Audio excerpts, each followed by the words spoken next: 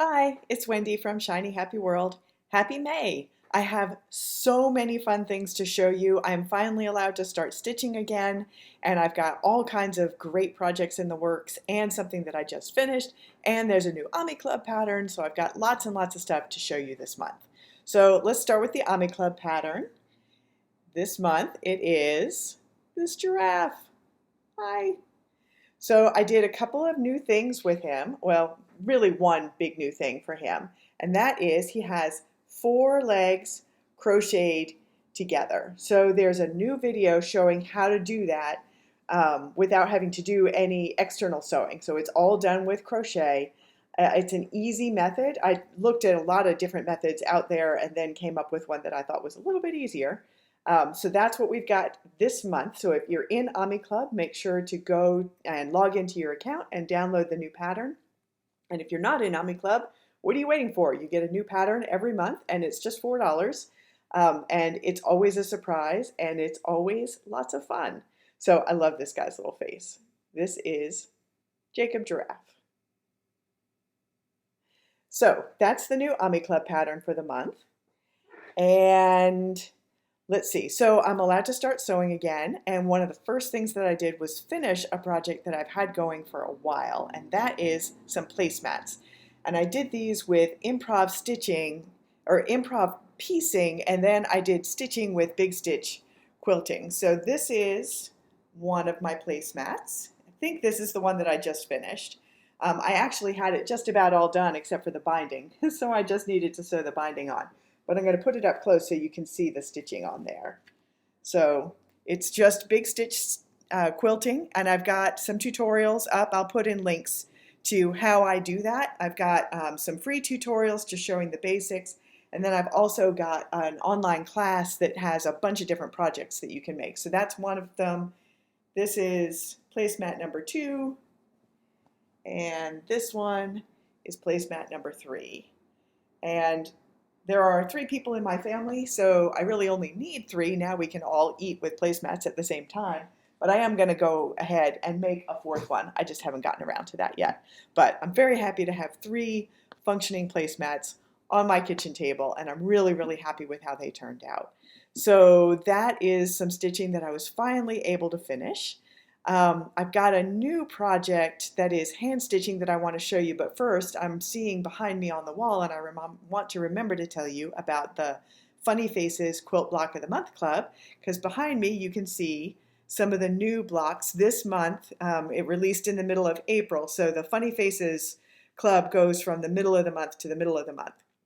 So the new pattern always comes on the 15th. And this month we are working on this hedgehog pattern, and I'll pop a hedgehog in so you can see it closer. But I wanted to show you on my design wall here, let me get out of the way so you can see on the design wall behind me, I've got a couple of different colorways going that I wanted to just point out. So up in this corner, I've used the Frosty Pastels for the Rainbow Sherbet bundle for the background, and the Rainbow Brights Fat Quarter bundle and the Gingham Play Fat Quarter bundle for the penguin and the hedgehog. And then over here I've got the same backgrounds, the Rainbow Sherbet backgrounds, but I'm using warm neutrals for the animals, so it's more realistic colored penguin and hedgehog. And then down here I've got also the Rainbow Sherbet background, but I've got the Rainbow Brights fabric bundle. So the Rainbow Brights, if you remember, has a dark and a light of each color of the rainbow. So that's where their coloring comes from. And this one is actually surprisingly turning out to be one of my favorite color combinations. These are all the pretty pinks fabric bundles. So it's all pinks for the background and for the animals. So I've got a bundle that I've put together with all pink fabrics ranging from lights to darks. And that is the 2 blocks that I've got going for those. So I'm working on the new block for next month, and I think people are going to be really, really excited about it. It is the single most requested animal I have had since I've started. So I think a lot of people are going to be happy to see it, although that hedgehog was a close second. So lots of people are happy to see the hedgehog, and there's really cute hedgehogs that are popping up in the clubhouse. So I can't wait to see what people do with next month's. So you guys have been following along for months while I worked on the Bears in the Hills project, and I'm super happy with how that turned out. It's framed and hanging up in my studio now, and I love seeing it every day. And I'm really excited to have that finished, and I'm even more excited to start something new. I love starting a new project. So this is what I'm working on now. It's a very similar project. It's felt applique, very, very heavily embellished with embroidery in a thicker thread. And I'm trying some new threads with this project. So first of all, here's the project. So it's a fun cat, and I did some more kind of applique quilted embellishments in the frame around him. And I just want to take a minute to show you some of the stitching that I'm doing. So let me get this zoomed in.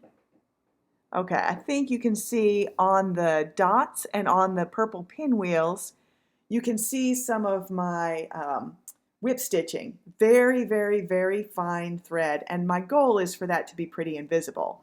And then you can see a little bit lower down some of the fancier embellished stitching that I'm doing with a much heavier weight thread. So I just wanted to talk a little bit about those two threads. So the whip stitching that I'm doing is with a really, really fine thread. It's called Invisifil, and it comes from Wonderfil is the name of the company. It is 100 weight thread. So just to kind of put that in perspective, a regular kind of all-purpose sewing thread is usually around 20 or 30 weight, somewhere in there. It can really vary depending on the manufacturer. So a 100 weight thread is super, super, super fine. It's in some ways it's like sewing with spider web. It is so thin and so fine, and I have to use a really thin needle for that. It's not as important if you're sewing quilting cotton because the cotton tends to close in around the weaving of the fabric tends to close in around the hole. But on a felt, the needle is actually making a hole in the fabric, and you want to make a hole that's small enough for the thread to actually fill that hole. So if you're using a needle that is much bigger than your thread, it doesn't fill with the thread, and that hole is much more visible. So I'm using, put this up here, let me see, if I put my hand in front of it, you can maybe see it a little bit better. So this is a really, really fine needle, very, very, very thin, and it works great for those super fine threads. I'm still working on finding the perfect needle for the thicker threads that I'm using.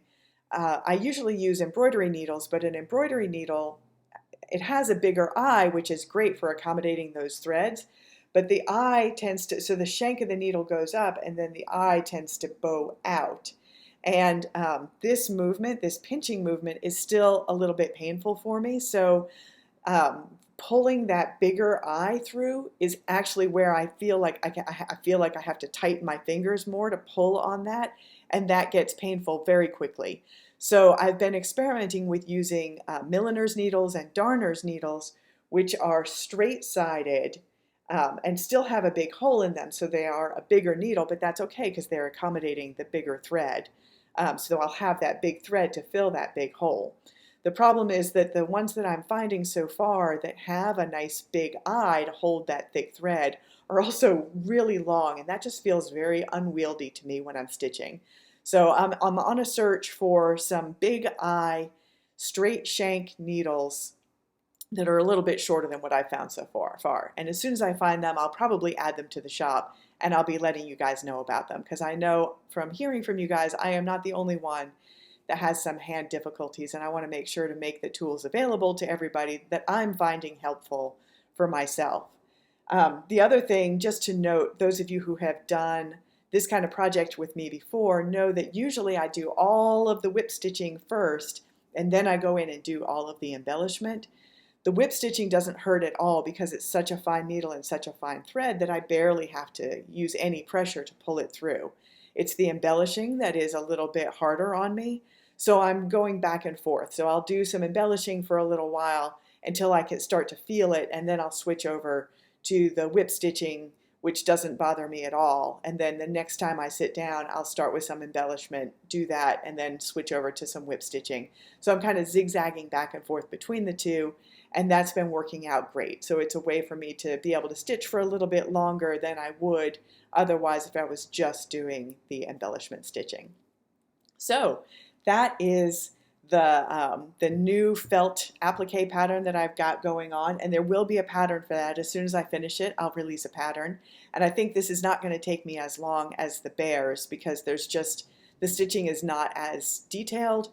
I mean, it still has a lot of detailed stitching in it, but it's not as many different kinds of stitches, so I'm not going to need to record a video like for each hill.